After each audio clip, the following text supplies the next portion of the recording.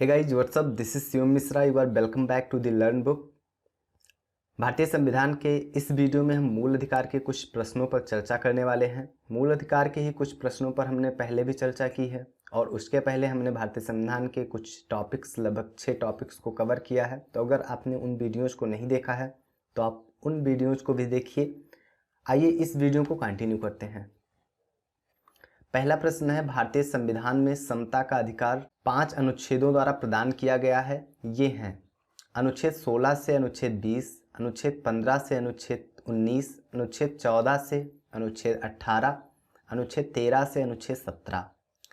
तो भारतीय संविधान में जो समता का अधिकार है वह अनुच्छेद 14 से 18 तक प्रोवाइड किया जाता है. तो इसलिए इस प्रश्न का सही उत्तर होगा सी ऑप्शन, अनुच्छेद 14 से 18. तो भारतीय संविधान में समता का अधिकार अनुच्छेद 14 से 18 में उल्लिखित है. अनुच्छेद 14 में विधि के समक्ष क्षमता, जो कि ब्रिटेन के संविधान से लिया गया है, और विधियों का समान परिरक्षण, जो कि अमेरिका के संविधान से लिया गया है. तो अनुच्छेद 14 में है विधि के समक्ष क्षमता और विधियों का समान परिरक्षण. अनुच्छेद 15 में धर्म, मूल, वंश, लिंग और जन्म स्थान के आधार पर विभेद का प्रतिषेध किया गया है अनुच्छेद 15 में. अनुच्छेद 16 लोक नियोजन में अवसर की समता.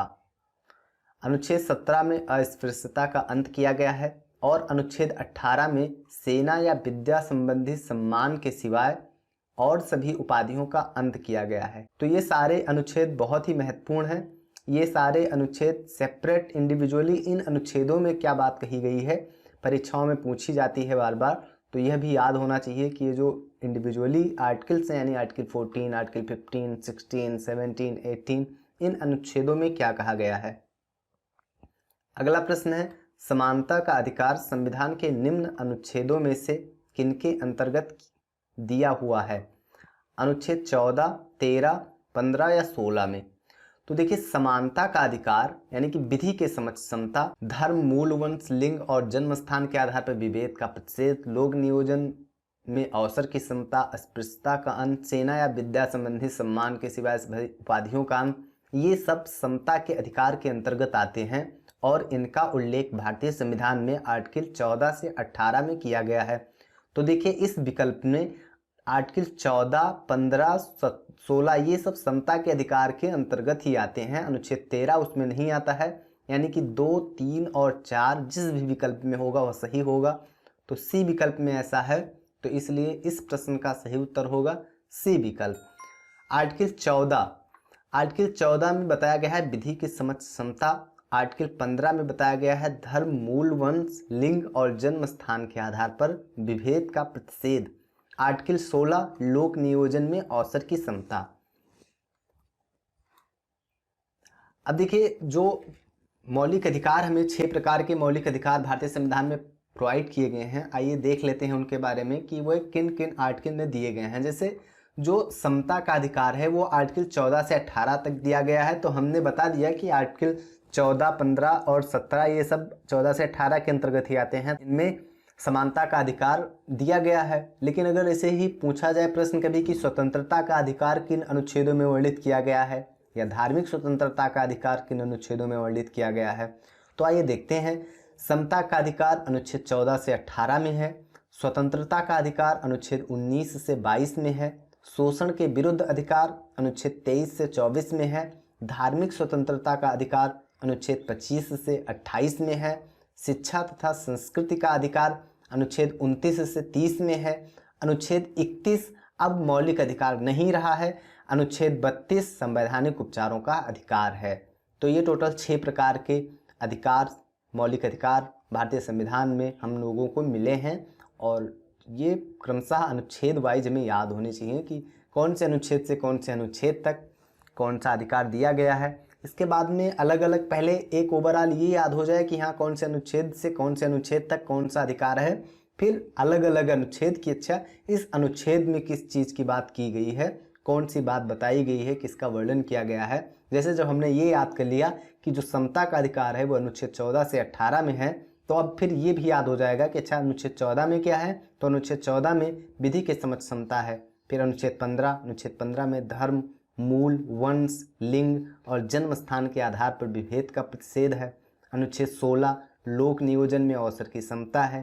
अनुच्छेद 17 अस्पृश्यता का अंत है। अनुच्छेद 18 में उपाधियों का अंत किया गया है। आइए आगे बढ़ते हैं। अगला प्रश्न है, भारतीय संविधान के निम्नलिखित अनुच्छेदों में से कौन विधायन सत्ता पर पूर्ण नियंत्रण लगाता है? अनुच्छेद 14, अनुच्छेद 15, अनुच्छेद 16 या अनुच्छेद 17? तो विधायन सत्ता पर पूर्ण नियंत्रण लगाता है आर्टिकल 14। तो इस प्रश्न का सही उत्तर होगा ए विकल्प आर्टिकल 14। आर्टिकल 14 में विधि के समझ समता का वर्णन किया गया है। अगला प्रश्न है, संविधान के किस अनुच्छेद में कानून का समान संरक्षण प्रावधानित है? Article 12, article 13, article 14, article 15? कानून का समान संरक्षण यानी कि आर्टिकल 14। जो प्रीवियस प्रश्न है सेम उसी तरह से कुछ भाषा में अंतर किया गया है। तो इस प्रश्न का भी सही उत्तर होगा सी विकल्प अनुच्छेद 14। अगला प्रश्न है, अपनी सामाजिक, आर्थिक एवं राजनीतिक क्षेत्रों में समान आधार निर्मित करने के उद्देश्य से राज्य असमान लोगों के लिए भिन्न व्यवहार कर सकता है। मतलब कि जैसे सामाजिक, आर्थिक या राजनीतिक क्षेत्र से कोई पिछड़ा हुआ है तो उनको समान, मतलब कि उनको मेन स्ट्रीम में लाने के लिए उनको कुछ आरक्षण दिए जा सकते हैं या उनके लिए कुछ विशेष प्रावधान किया जा सकता है।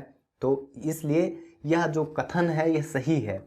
कारण देखते हैं, समान लोगों में विधि समान होगी और समान रूप से प्रशासित की जाएगी।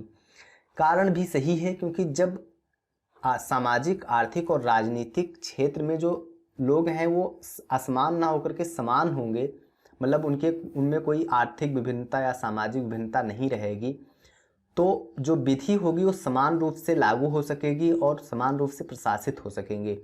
तो इसलिए इस प्रश्न का जो सही उत्तर होगा वो डी विकल्प होगा।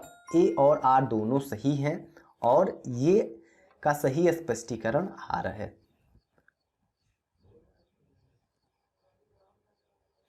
तो इस वीडियो में बस, मुझे उम्मीद है कि आपको इस वीडियो से कुछ सीखने को मिला होगा।